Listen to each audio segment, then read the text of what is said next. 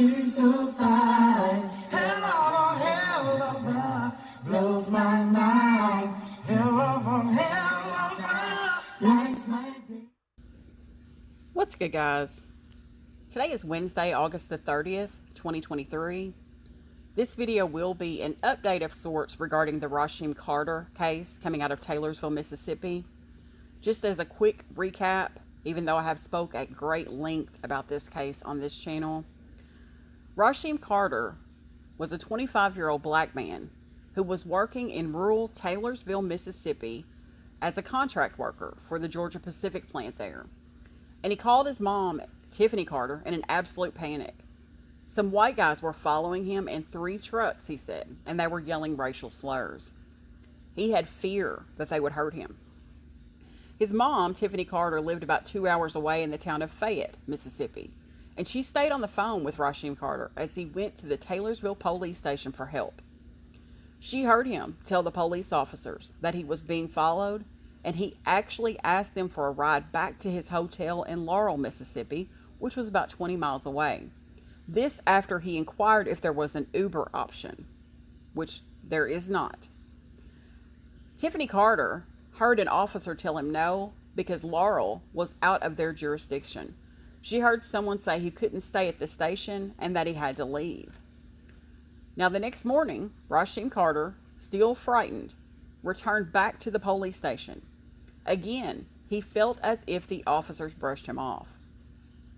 His mother sent a friend to pick him up, telling him to wait for that ride. But when the friend arrived on Sunday around 2:00 p.m., Rasheem Carter had simply disappeared. 1 month later, law enforcement discovered Rasheem Carter deceased in a wooded area near Taylorsville on someone's private property. There were very few remains, only his skull and a small number of his bones, along with his driver's license and personal belongings like jeans, a hotel room card, and an iPhone battery. The Smith County Sheriff's Department announced the very next day that it saw no signs of foul play. That sheriff tried to convince people that Rasheem Carter had went back on that man's private property, maybe hallucinating or high and dehydrated and died. She didn't buy it. We don't buy it. Nobody buys it. Rasheem Carter was too smart to go wandering onto some white man's land, and he was trying to get out of Taylorsville, not go in deep into the woods and stay there. Medical professionals also told Tiffany Carter that it would typically take longer than 30 days for a body to decompose to bones. This same sheriff suggested that buzzards and other wild animals ate her son's flesh. Now, I have done numerous stories on this, and numerous stories on this channel, just in general. But this story just really bothers me. Now, I have showed on this channel several times about the South and what was typically done to black folks in the South. A hog farm specifically. And I wanted to relay another story to you, because even though that's the rumors going around Taylorsville as to what happened, and that school kids are talking about this, other people are talking about this, this is what actually happened. And not just in the South, guys. This happens all over. But this story is from a woman who, at age 10, or roughly around age 10, her grandfather relayed this story to her. And I want to play it for you because it puts into context that some of these ideas and rumors that are going around are not that far-fetched. They are not that far-fetched. And considering that they found Rasheem's remains in 3 separate locations, it's definitely not that far-fetched. As we face the rise of anti-intellectualism and revisionist history, I feel like it's time to add to my stories some true stories from my childhood living in the South. I want you to know what you're up against, guys, when you're up against these racists. I grew up in a decent family, church going, the whole 9 yards. But when I was a child sitting around the table with my elders at my grandfather's house, it was quite frequent. There would be stories about racist acts, and the one I'm going to tell you today is the worst thing that I ever heard as a child, and what estranged me from my family from an early age because of the hideous nature of it. It's called the scalding pot.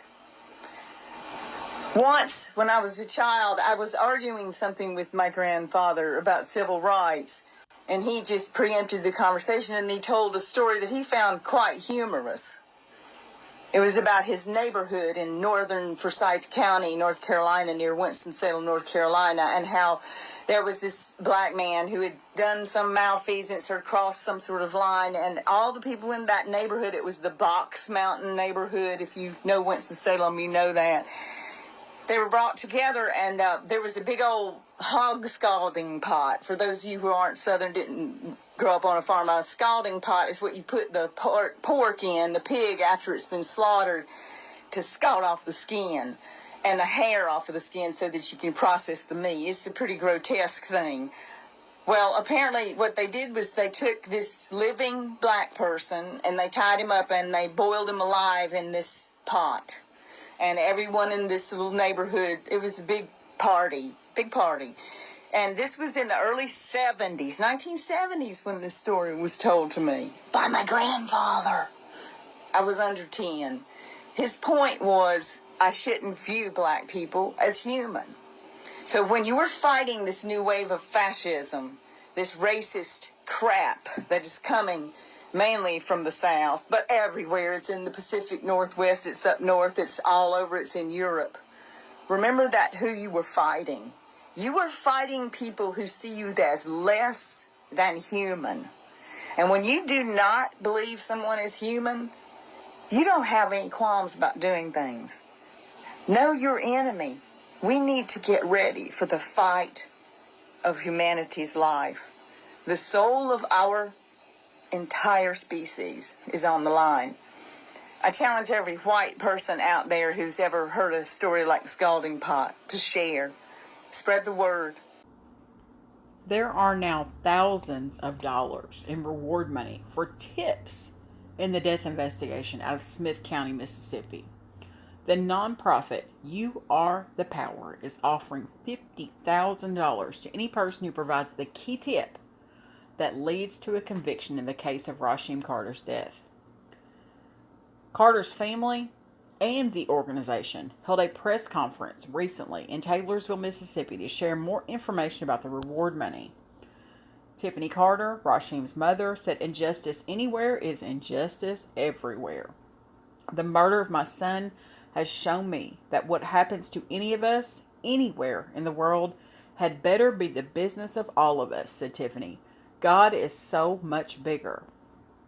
Spike Cohen, the founder of You Are the Power, said they got involved in the case through people bringing it to the group's attention on social media.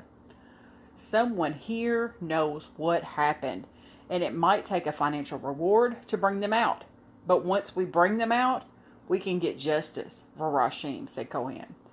Anyone with information about the case can submit tips anonymously online at youarethepower.net/tips. Cohen said the reward money came from an anonymous donor. You Are the Power also held a rally at the Taylorsville City Park. So I'm going to attach that link for anybody that has a tip in this case, because we aren't stupid. Rasheem Carter did not wander into the woods. It just didn't happen like that, guys. And it's really insulting to our intelligence and to the family's intelligence, and most specifically to Rasheem Carter's intelligence. We know something foul happened here.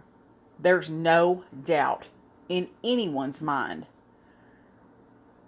I'm going to leave that link. If you have any information, please submit it online. Thanks for watching and have a great day.